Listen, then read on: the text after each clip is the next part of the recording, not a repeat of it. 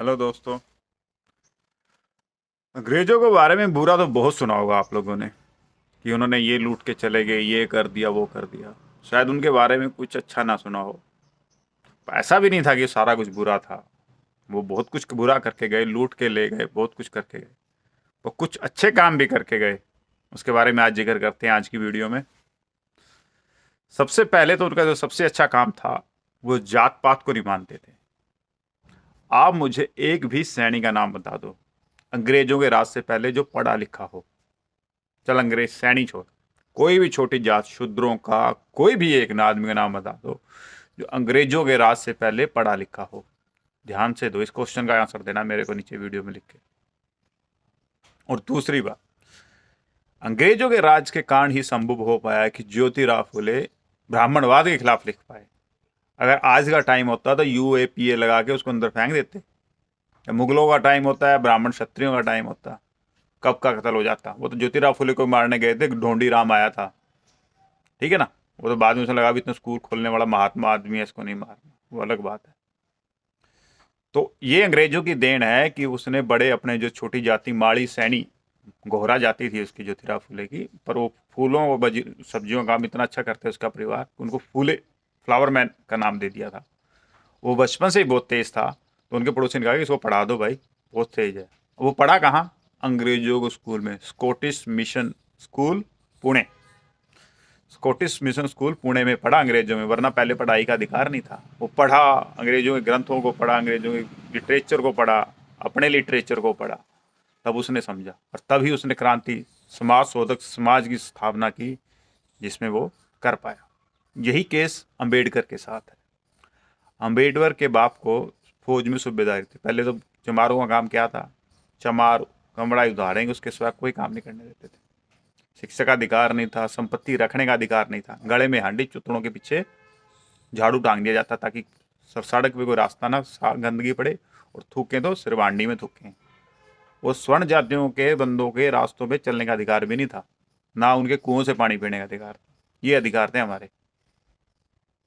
वो तो अंग्रेजों का राज था, जिसमें उसके बाप को, दादा को पीएन की नौकरी मिली थी, उसके बाप को, अम्बेडकर के बाप को सूबेदार बन गया था फौज में। इतना पैसा आ गया था, उसने बेटे को बाहर तक पढ़ा दिया। खैर उसमें एक राजा का भी हाथ था, गुजरात का एक राजा था, उसने उसको पैसे दिए थे, ग्रांट दी थी। पर ये अंग्रेजों के कारण सिद्ध हुआ। अंग्रेजों के कारण हमें अपनी लड़ाई लड़ने के लिए सुरक्षा मिल गई, क्योंकि फिर ब्राह्मणवाद हमारे ऊपर डायरेक्ट अटैक नहीं कर पाता था। पर अब डर लग रहा है, क्योंकि अंग्रेज जा चुके हैं। राज द्वारा ब्राह्मणवाद का है सारे राजतंत्र पर। 800 एमपी हैं, 550 राज्यसभा के, पार्लियामेंट के, संसद के, और राज्यसभा के 250। चलो उसके तो हम 500 800 में से ऐसी उस ओबीसी के कितने होने चाहिए थे? 450 500 होने चाहिए थे, क्योंकि हमारी पॉपुलेशन 55% ओबीसी के, और SC ST के लगा के तो सारे मिला के हैं कितने? 100। 500 होने चाहिए, 100। और स्वर्ण जातियों जिनके कितने होने चाहिए थे? 120। हैं कितने? 500।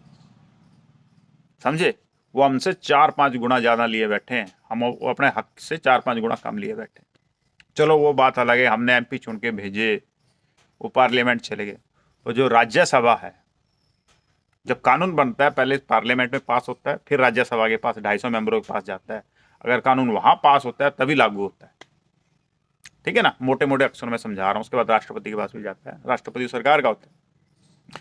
राज्यसभा में जनता के चुने हुए MP नहीं जाते। पंजाब में भी 5 जो भेजे हैं, वो केजरीवाल ने, जनता ने नहीं चुना उनको। दिल्ली का कोई प्रोफेसर पकड़ लिया, ब्राह्मण बनिए पकड़ लिए और भेज दिए। ये सिस्टम अंग्रेजों ने इसलिए लाया हुआ था, अंग्रेजों के टाइम में भी था, इसलिए लाया हुआ था कि नीचे जब जनता कुछ भी कानून बना ले, आखिर में मोहर हमारी लगेगी कि हमें वो चलाना है कि नहीं चलाना। तो यही इन्होंने ब्राह्मण बनियों ने अब करा हुआ है। पार्लियामेंट में आप चुन के भेज दो, आपका कानून पास हो जाएगा।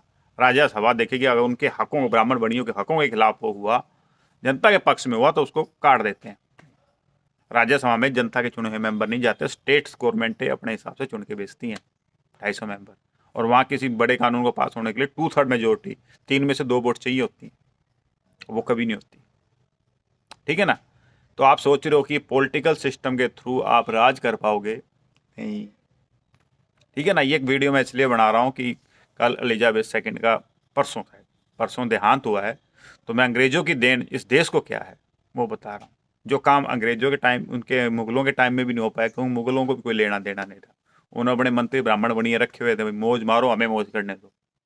पहले तो ये था ही, गले में हांडी, पीछे चुतड़ पे झाड़ू, ये अधिकार थे। चमार चमार का काम करेगा, माड़ी माड़ी का काम करेगा, नाई नाई का काम करेगा, और खुद ये मड़ाई खाएंगे। सिर्फ कहानियां रचेंगे जिससे मूर्ख बनाया जा सके। वो कहानियां इतनी दमदार हैं।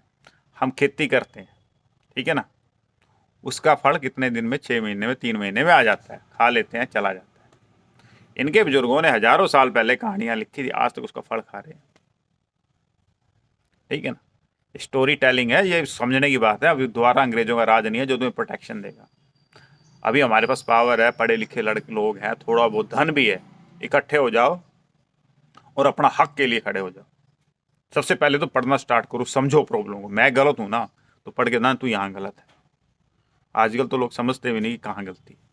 खुद पढ़ो, समझो, ज्योतिराव फूले को पढ़ो, अम्बेडकर को पढ़ो, मैं कहता हूँ ब्राह्मण ग्रंथों को भी पढ़ो। दोनों तरफ की जब नॉलेज आ जाएगी ना दिमाग में, तब पता लगेगा असली क्या है। जब तक आप एक गांव के एक सर्कल में या अपने ही दुनिया में उसमें 2-4 वीडियो देख के आप सोच रहे हो ना समझ जाओगे, नहीं। उसके लिए डिटेल स्टडी करनी पड़ती है, किताबों को ओरिजिनल जो राइटर है उनको पढ़ना पड़ता है। इससे मेरे वीडियो से मैं ज्योतिराव फूले के बारे में शायद कुछ पता चल जाए, पर सब कुछ नहीं पता चल क्या वो बोलना चाहता था। वो घंटों की किताबें होती हैं, उनसे पता लगता है। शुक्र मनाओ अंग्रेज आए थे। ये कहानी खैर पंजाब के लिए अलग है, बट वो टॉपिक अलग है। बट ये हमारे अंग्रेजों की देन थी। अंग्रेजों की कहानी ये जात पात को कमजोर कर पाए। अम्बेडकर जैसे, ज्योतिराव फूले जैसे महान लोग आ पाए। अगर आप इनसे पहले, अंग्रेजों से पहले कोई पढ़े लिखे सैनी हो, उसका नाम बता देना मेरे को। ये इनके फ्रेमवर्क में ही हो पाया था। हमारे लिए वरदान आए थे, शुद्ध और छोटी जातियों के लिए वो वरदान थे। लूट किया, बिल्कुल किया, पक्षपात किया, बिल्कुल किया, पर हमारे लिए वरदान था।